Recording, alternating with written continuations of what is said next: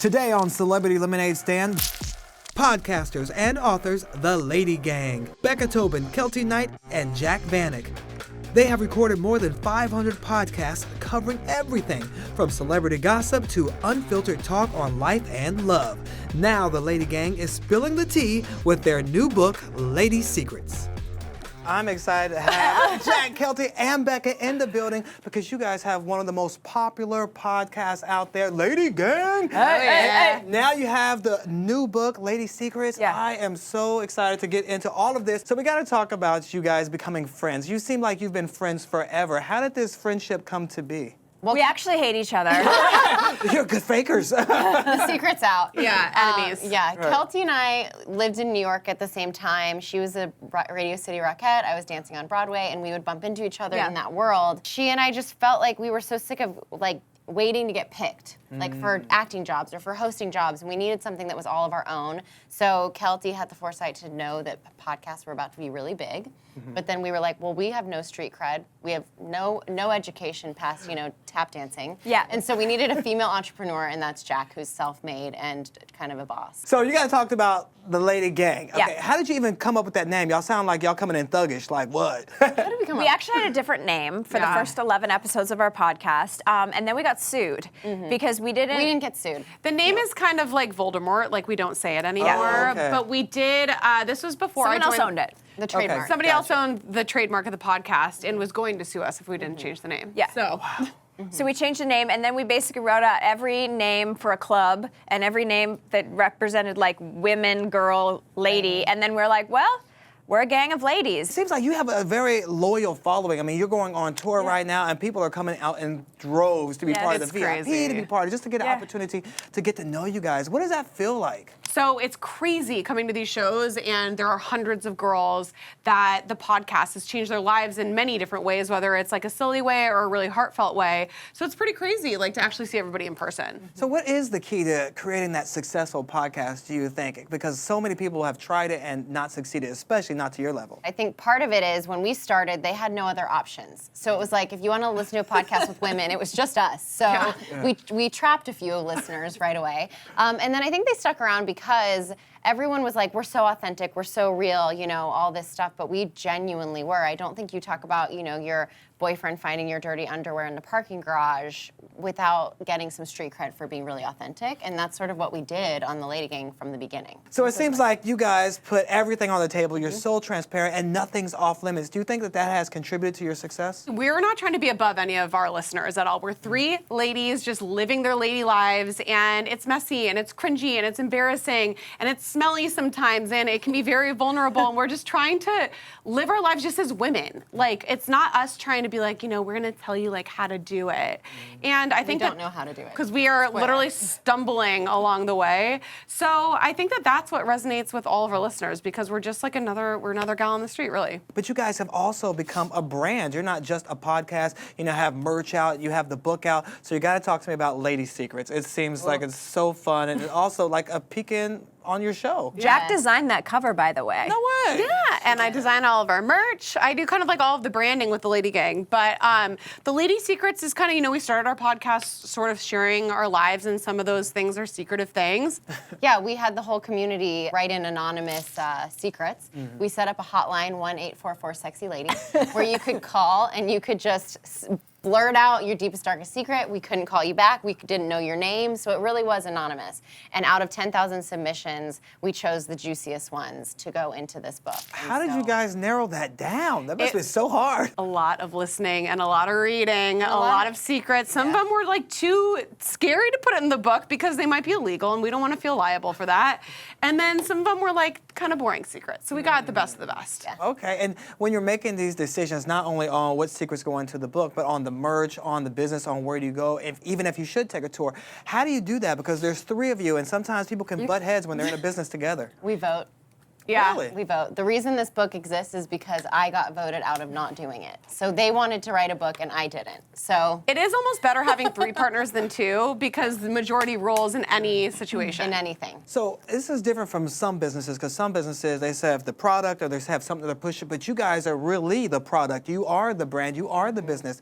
So how is that different from some of the other things that you're doing in your life? And are you ever worried that what you do outside of Lady Gang could affect what you do with the Lady Gang? It's usually the other way around because Okay. being an actress for myself, there are moments where I get a little terrified if I book a job that someone's gonna do their due diligence and go on a dive into the Lady Gang and maybe decide to recast me. Yeah, sometimes it's scary, but so rewarding, so it's been worth it. Yeah. And how do you come up with all the merch and the products that you guys have as well? Jack. I'm a little bit of a merch queen. That's what my main business was, selling graphic tees. I started my business when I was in college. So when we started doing the Lady Gang, it was only natural for me to kind of take that expertise and apply it to the Lady Gang. And our girls love a piece of merch. We are only on More so than the book, to be honest. Yeah, and by the way, we failed at a lot as well. Yeah, oh yeah. We put things out, products and stuff that have bombed. But it's just a numbers game, right? You just keep going. You get So over that rejection, and then you're like, okay, well, let's try this.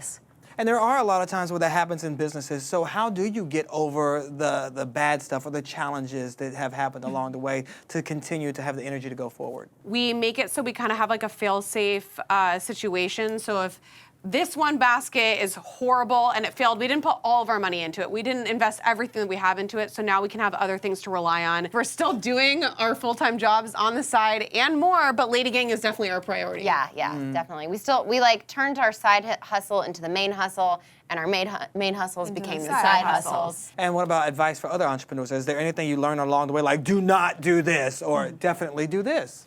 Ooh. I think you really have to listen to the data. I'm a big data person. I'm always looking at like what people are searching on our website, what episodes of the podcast, and then even if it's not the thing that you in your heart want to do, you have to follow the data. For instance, with the Lady Gang podcast, it really started as a celebrity podcast.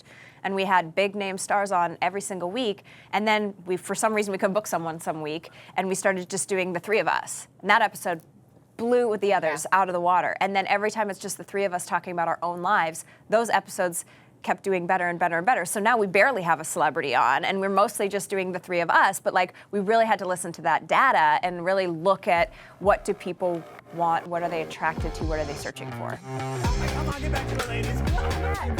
Really interesting.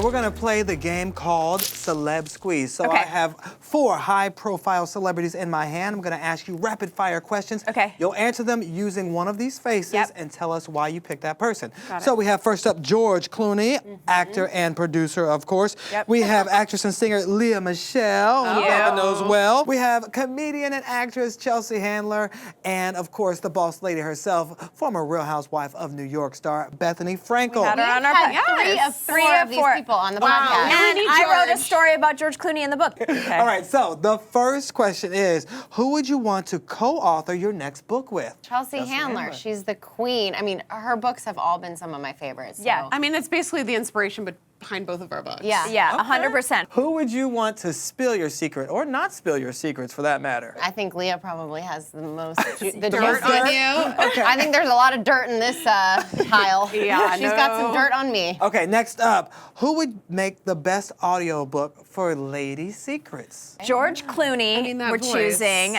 He could read the anonymous secrets, and he could also react to the story that I wrote about him in the book when I named him the best actor alive because he acted like we were friends, and we are not friends. All right, next question is, who would you want to host your next book launch party? Bethany Frankel. Bethany We Frankel. could get some free skinny girl wine. You Yeah, know? we're drinking. She's very smart. She'll bring us some drugstore makeup. I love her TikTok. Yeah. She's killing it. Yeah. Yeah, she is definitely a boss. Who would be the best podcast guest? These 3 were 3 of the solid best. Some of our podcasts. favorites, yeah. We'd have them all back. You would have them all back. Is Yeah. there any worst guest that you would not Yep. want back? I mean, she's not here right now, but Okay. she exists. Okay. Yeah. That's another lady's secret that we're not telling you. Since a lot of these lemonade stands are run by kids, Yep. we have some kidpreneur questions, and we have all little ladies today since we're with the Cute. Lady Gang, all right? Oh my gosh, yes. Okay, so here is our first question from 8-year-old Hannah. Hello, my name is Hannah. My question is, What's the biggest secret you've never told anyone? Bye-bye. Hannah, I have nothing left because it's all in the book. And the biggest secret is that sometimes in business, if someone will pay you to put your secrets in a book, you take that check. That was a good answer. Take that check and put it in the book. That's okay. right. I love that. Boom. All right, so next up we have 10-year-old Hayden. What is one thing you'd want your business to go viral for? I think one thing that we did this past year that was really cool is we teamed up with a menstrual company and we donated for every purchase at our store a menstrual cup to a woman in need. And the news does not want to cover as much good news as it does like bad news, so it's hard to get the good news out there. And I thought that was a really cool initiative, and we were able to help a lot of women. I love that because people don't even know that that's an issue in this Yeah, world. it's So incredible. I'm glad you guys are doing good work. you. Amen. All right. So next up we have 11-year-old Anime. If a genie granted you one wish for your business, what would that be? If we could have one wish for the Lady Gang, it's that we are successful long enough to employ her one day if she wants a job. And she won't. She won't work for us. She'll be overqualified, but that's okay. But we want to be successful for that long. Gangbusters, I love it. Yep. All right, so 8-year-old Reese. What is your best experience as a kid that has helped you as a business person? Reese, I was a dancer when I was young, and I never in my entire life ever won first place in anything. Being a kid and never getting picked first and never winning first place really set me up to have this tenacity and this drive and be motivated and be really good at not being the best. Well, now life is rewarding you and all of you and all of your success. Best-selling authors, the Lady Gang. Thank you guys so much for hanging out with me. You're the best. Thank you, all the kids. So cute. Right? I love Oh my God, they're so smart.